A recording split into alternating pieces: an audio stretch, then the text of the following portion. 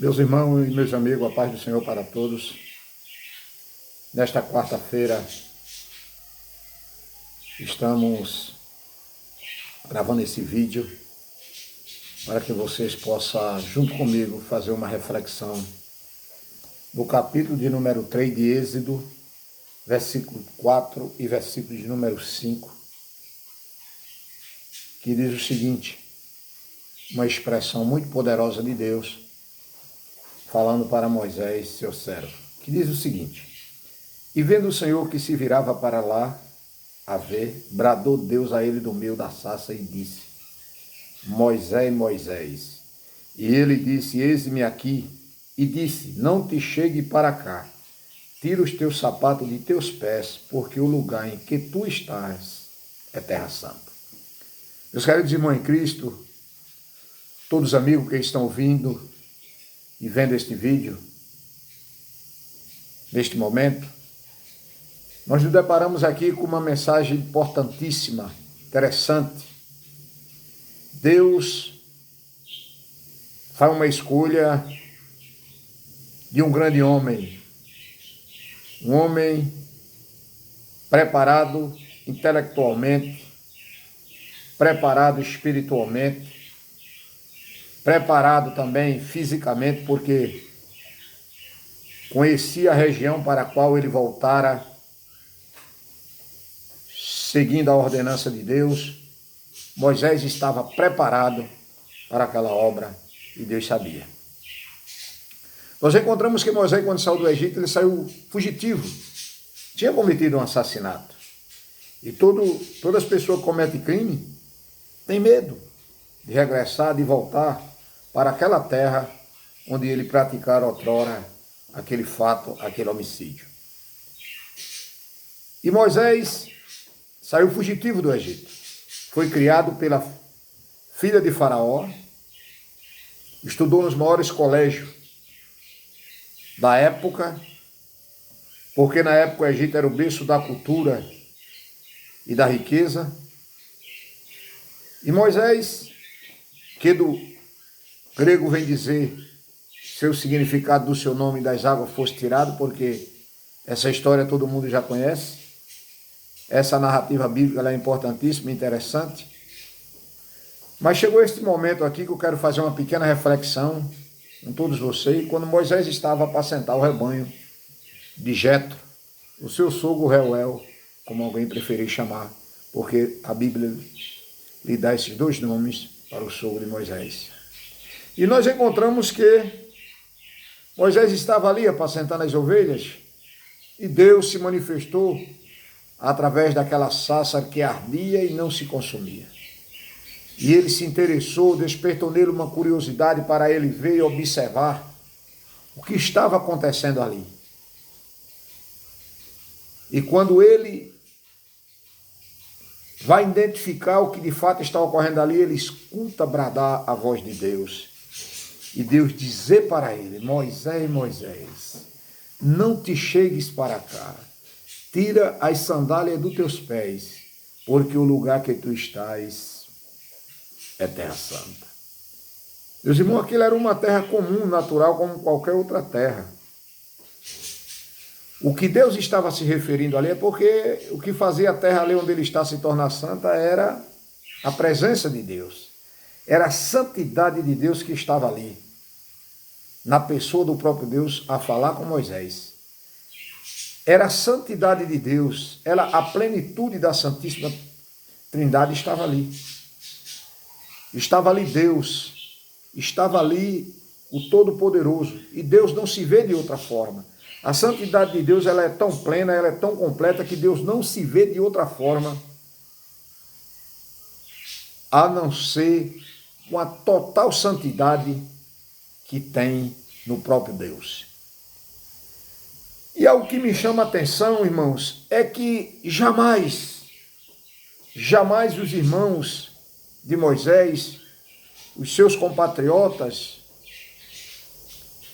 o seu povo, do qual ele fazia parte, jamais imaginaria que Moisés regressaria para tirá-los do Egito e posteriormente o conduzir naquele trajeto que foi tão difícil até chegar à terra prometida, que aí não chegara mais pelas suas mãos. E nós encontramos que jamais o povo poderia acreditar. Ao ler essa leitura, eu fico me perguntando a mim mesmo que o que às vezes acontece em nossas vidas é que nós não sabemos quem são as pessoas que de fato vão nos ajudar, vão nos socorrer, vão estar conosco no momento de dificuldade. Por isso que não é bom, não é benéfico, não é salutar para a vida cristã ninguém humilhar ninguém. Porque a pessoa que nós humilhamos hoje, possa ser que essa pessoa seja a pessoa que vem nos ajudar amanhã. Quando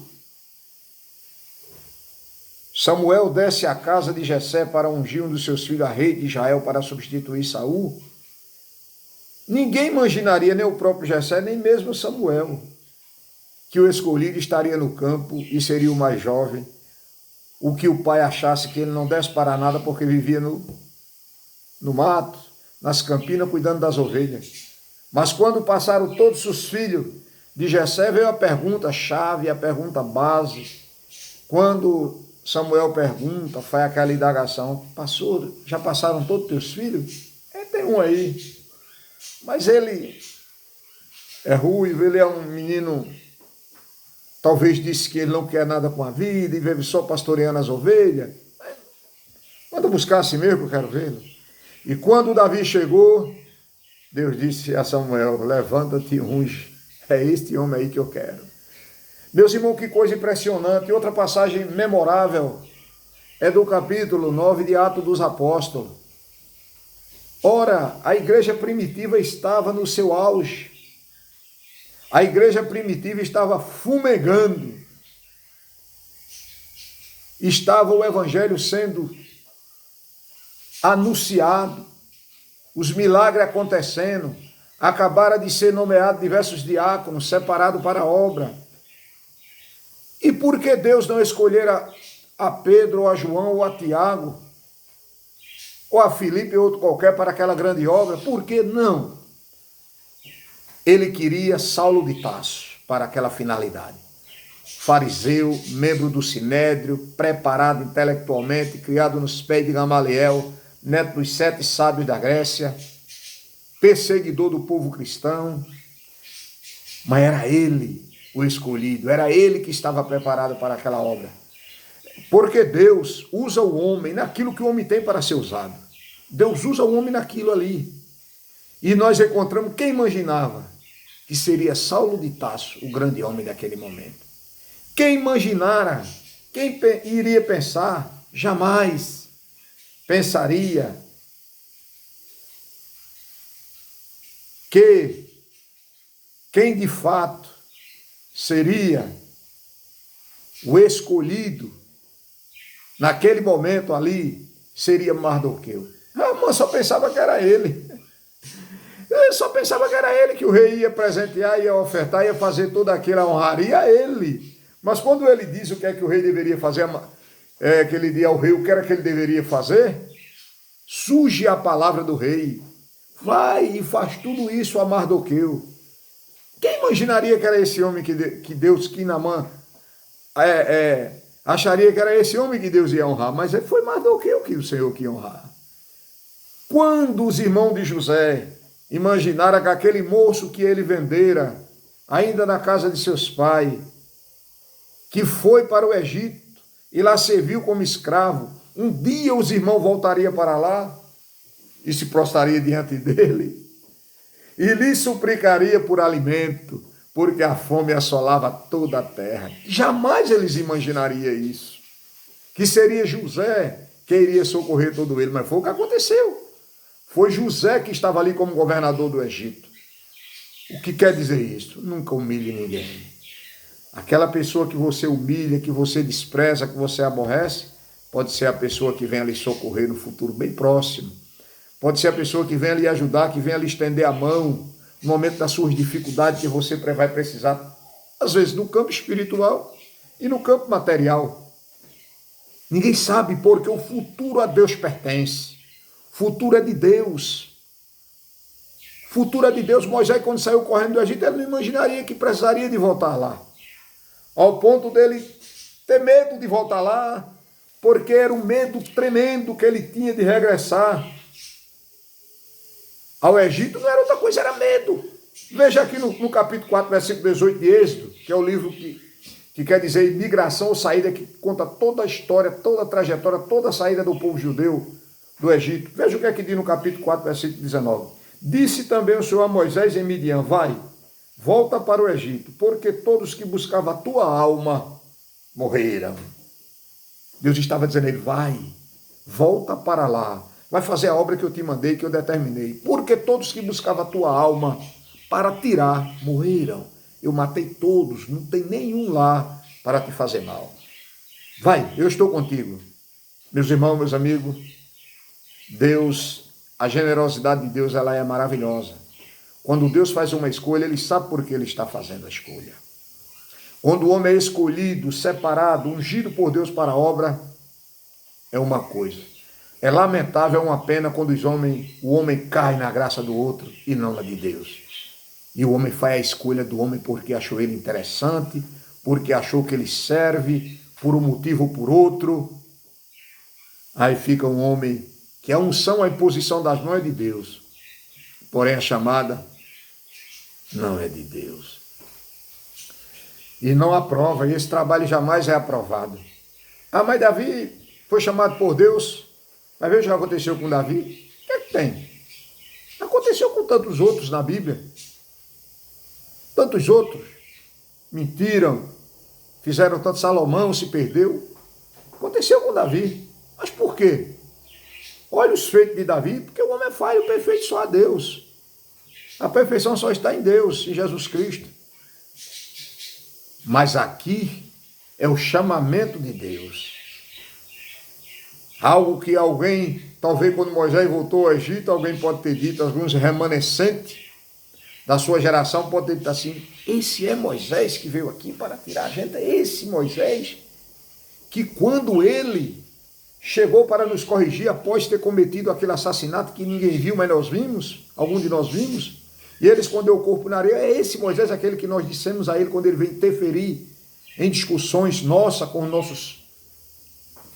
os nossos parentes, e ele chegou a dizer para que nós não brigássemos entre nós.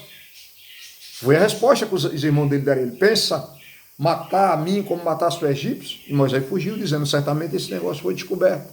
Ele jamais imaginava que era Moisés que estava ali para resgatar ele, para tirar das mãos de Faraó. Portanto, meus irmãos, meus amigos, nesta tarde eu quero deixar essa pequena reflexão para todos nós, que nós não sabemos o que pode acontecer em nossas vidas o amanhã. O amanhã a Deus pertence. Não sabemos quem vai nos socorrer, quem vai nos ajudar, quem vai estender as mãos para nós. Por isso que é importante nós nunca humilharmos ninguém. Falamos a verdade, cobramos o que é de fato e de direito de cobrar, recebemos aquilo que de fato e de direito é de receber, pagamos aquilo que devemos pagar, mas com muito cuidado, porque Deus é Deus no céu e na terra, e o amanhã só a Ele pertence. Portanto, você que está vendo este vídeo, ouvindo esta mensagem, dê o seu like, curta o vídeo, se inscreva no canal se ainda não for inscrito. Esse canal tem um objetivo somente de falar a palavra de Deus. Se inscreva, ative o sininho das notificações e tenha a todos uma boa tarde, uma boa noite, e que as mãos de Deus continuem estendidas sobre vossas vidas. Que Deus nos abençoe.